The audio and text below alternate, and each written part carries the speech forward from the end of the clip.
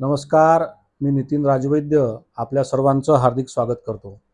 मित्रांनो, भारताचा इतिहास हा मोठ्या संघर्षाचा इतिहास आहे. भारताचा इतिहास हा मोठ्या जाज्वल्याचा इतिहास आहे, हे आपल्याला माहिती आहे.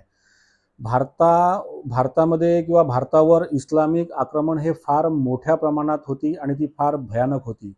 इतिहासामध्ये तर याच्या काही अशा नोंदी आहेत की ज्या नोंदी वाचताना आपण म्हणजे आपली वाचण्याची सुद्धा हिंमत होत नाही, अशा प्रकारच्या त्या नोंदी इतिहासामध्ये आपल्याला वाचायला मिळतात. असंख्य लाखो हिंदूंची कत्तल केली, स्त्रियांच्या इज्जती घेण्यात आल्या, त्यांची कत्तल केल्या गेली, गायींच्या कत्तली केल्या गेल्या, आपल्या श्रद्धास्थानांवरती हल्ले केले गेले, मंदिरं तोडल्या गेली, मंदिरातील मूर्ती फोडल्या गेल्या. अशा असंख्य असंख्य विकृत अशा प्रचंड घटना या इस्लामी आक्रमणाच्या कालखंडामध्ये ह्या भारतामध्ये घडलेल्या आपल्याला पाहायला दिसतात.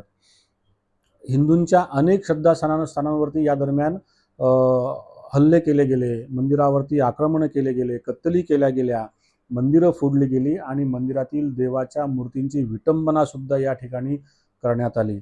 याचे काही प्रतिकात्मक उदाहरणं आपण या ठिकाणी पाहू शकतो की ज्यावरून आपल्याला असं लक्षात येईल की हे किती मोठ्या प्रमाणात हे षडयंत्र होतं आणि हे एकंदरीतच हिंदू संस्कृती नष्ट करण्याचं, हिंदू धर्म नष्ट करण्याचं फार मोठं एक विडा या सर्व आक्रमणकर्त्यांनी उचलल्याचं आपल्याला या ठिकाणी दिसते.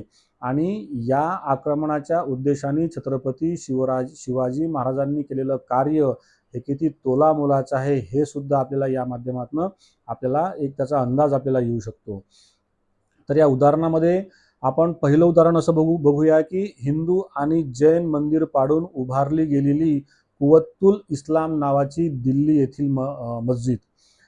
या ठिकाणी असं सांगतात की असा इतिहास आहे की ही मस्जिद बांधण्यासाठी जवळपास परिसरातील 27 हिंदूंची आणि जैनांची मिळून अशी 27 मंदिरं पाडल्या गेली आणि त्या मंदिरांच्या म्हणजे साहित्याच्या माध्यमातून पाडलेल्या साहित्याच्या माध्यमातून ही मस्जिद उभारली गेली आणि अशा प्रकारचा शिलालेख हा त्या मस्जिदीवरती सुद्धा आपल्याला पाहायला मिळतो, अशी इतिहासामध्ये नोंद आहे. म्हणजे 27 मंदिरं पाडून ही मस्जिद त्या ठिकाणी उभारल्या गेल्याची नोंद आपल्याला पाहायला मिळते. दुसरं उदाहरण आहे मित्रांनो, ते म्हणजे सोरटी सोमनाथचं. सोमनाथ मंदिर हे आपल्याला माहिती आहे की मोहम्मद गझनीने 1025 मध्ये या सोमनाथ मंदिरावरती आक्रमण केलं. त्या ठिकाणी मंदिर पाडण्याचा मोठा प्रयत्न केला, मंदिराला मोठी हानी पोहोचवण्याचा प्रयत्न केला. त्या ठिकाणी त्या सोमनाथाच्या मूर्तीची सुद्धा विटंबना करण्याचा मोठ्या प्रमाणात प्रयत्न या ठिकाणी झाल्याचं आपल्याला इतिहासामध्ये दिसते आहे. पुन्हा एक दुसरं उदाहरण आपल्याला पाहायला मिळते, ते म्हणजे उज्जैन येथील महाकालेश्वर मंदिराचं. आपल्या सर्वांचं श्रद्धास्थान असणारं, 12 ज्योतिर्लिंगांपैकी असणारं जसं हे सोमनाथ आहे, त्याचप्रमाणे हे उज्जैनचं महाकाल मंदिर आहे की त्या ठिकाणी सुद्धा इस्लाम आक्रमणकर्ता सुलतान इल्तुमिश याने उज्जैनवर स्वारी केली आणि त्या स्वारीमध्ये उज्जैनच्या मंदिराला मोठ्या प्रमाणात नुकसान पोहोचवल्याची नोंद इतिहासामध्ये आपल्याला पाहायला मिळते. त्याचप्रमाणे उज्जैनच्या ज्योतिर्लिंगाची विटंबना आणि त्याला नुकसान पोहोचवण्याचं सुद्धा कार्य या ठिकाणी झाल्याचं आपल्याला इतिहासामध्ये पाहायला मिळते. मित्रांनो, त्यानंतरचं उदाहरण आपण असं बघू शकतो, ते म्हणजे हरमिंदर गुरुद्वाऱ्याचं.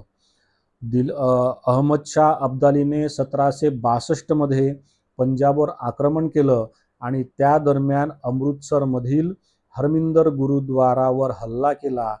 त्या गुरुद्वाऱ्याला नुकसान मोठ्या प्रमाणात पोहोचवण्यात आलं आणि त्या ठिकाणी हजारो गायींची कत्तल करून त्या ठिकाणी विटंबना करण्याचं मोठं षडयंत्र आणि मोठा प्रयत्न या दरम्यान अहमद शाह अब्दालीच्या सैन्याच्या मार्फत त्या ठिकाणी झाल्याचं आपल्याला इतिहासामध्ये वाचायला मिळतं. नंतरचं असंच एक मोठं उदाहरण आहे, ते म्हणजे जगन्नाथपुरीचं. फिरोजशाह तुघलकाने इसवी सन 1361 मध्ये ओरिसावर स्वारी केली. या दरम्यान तिथे त्या परिसरातील लाखो आणि हजारो हिंदूंच्या कत्तली केल्या, गायींच्या कत्तली केल्या, स्त्रियांच्या कत्तली केल्या आणि जगन्नाथपुरी मंदिरावरती हल्ला करून जगन्नाथपुरीच्या मंदिराला सुद्धा नुकसान पोहोचवण्याचा मोठा प्रयत्न झाला. जगन्नाथाच्या मूर्तीची सुद्धा विटंबना करण्याचा मोठा प्रयत्न त्या ठिकाणी फिरोजशाह तुघलकाच्या सैन्याच्या माध्यमातून आणि त्याच्या माध्यमातून झाल्याचं इतिहासामध्ये आपल्याला पाहायला मिळतं. याचबरोबर मित्रांनो, असे असंख्य उदाहरणं आहेत. महाराष्ट्रातलं आपल्या सर्वांचं आराध्य दैवत असणारं पंढरपूरचं विठ्ठल मंदिर, हे सुद्धा या आक्रमणकर्त्यांनी सोडलं नाही. इसवी सन 1705 औरंगजेबाने जेव्हा दख्खनची स्वारी केली, या स्वारीच्या दरम्यान औरंगजेबाने पंढरपूरच्या मंदिराला नुकसान पोचवलं, ते पाडण्याचा मोठा प्रयत्न झाला आणि विठ्ठल रुक्मिणीच्या मूर्तीची विटंबना करण्याचा प्रयत्न झाला. सुदैवाने तेव्हाचे पुजारी पाटील, तेव्हाचे पाटील आणि तिथे तेव्हाचे इनामदार आणि परिसरातील भाविक भक्त यांच्या मदतीने त्या मूर्ती ह्या इतरत्र हलवल्या गेल्या आणि त्या मूर्तीचं पावित्र्य ह्या ठिकाणी राखण्यात आलं. याचप्रमाणे औरंगजेबाने इसवी सन 1669ला काशी विश्वनाथ मंदिरावरती सुद्धा हल्ला केला. काशी विश्वनाथ मंदिरावरती हल्ला करून त्या दरम्यान काशी विश्वनाथाचं मंदिर पाडण्यात आलं. आजही तिथील अवशेष आपल्याला पाहायला मिळतात आणि त्या मंदिरातील काशी विश्वनाथाच्या मूर्तीची विटंबना सुद्धा केल्याचं इतिहासामध्ये आपल्याला नोंद या ठिकाणी पाहायला मिळते. आपण नुकताच बघितलं की अयोध्येतील अयोध्या येथे मोठ्या प्रमाणात भव्य असं राम मंदिर निर्माण झालं आहे. तर अयोध्येतील राम जन्मभूमीच्या ठिकाणी बाबराने 1526 साली त्याचा सेनापती मीर बाकी याला आदेश देऊन तिथलं राम मंदिर पाडण्याचे आदेश दिले आणि त्या आदेशाच्या अनुषंगाने मीर बाकीने तिथे मंदिर पाडून बाबरी मस्जिद उभारल्याचा आपल्याला इतिहासामध्ये नोंद पाहायला मिळते. नुकताच त्या ठिकाणी भव्य असं राम मंदिर हे उभारण्यात आल्याचं आपल्याला या ठिकाणी पाहायला मिळतं. हीच परिस्थिती श्रीकृष्ण जन्मभूमीची सुद्धा आहे. त्या ठिकाणी सुद्धा इस्लामिक आक्रमणकर्त्यांनी श्रीकृष्ण जन्मभूमीचं मंदिर जे आहे ते सुद्धा पाडून त्या ठिकाणी मस्जिद बांधल्याचं आपल्याला पाहायला मिळतं. मित्रांनो, हे आहेत काही प्रातिनिधिक स्वरूपातले उदाहरणं, परंतु भारताच्या या इतिहासामध्ये हजारो मंदिरं पाडल्या गेली, लाखो हिंदूंची कत्तली या ठिकाणी या राज्यकर्त्यांनी, इस्लामिक राज्यकर्त्यांनी केल्या. मूर्तीची विटंबना केली, मूर्तीच्या फोडण्याचा प्रयत्न केला, हिंदूंची श्रद्धास्थानं तोडण्याचा मोठा प्रयत्न केला, हिंदू संस्कृती नष्ट करण्याचा मोठा प्रयत्न इस्लामिक राजवटींनी या दरम्यान केल्याचं इतिहासामध्ये नोंद आहे.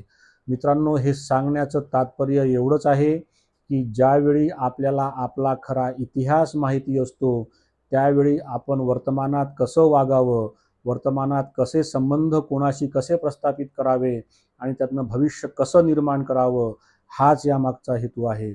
तुर्तास या ठिकाणी थांबतो. पुन्हा भेटूया एका नवीन विषयासह. तोपर्यंत धन्यवाद.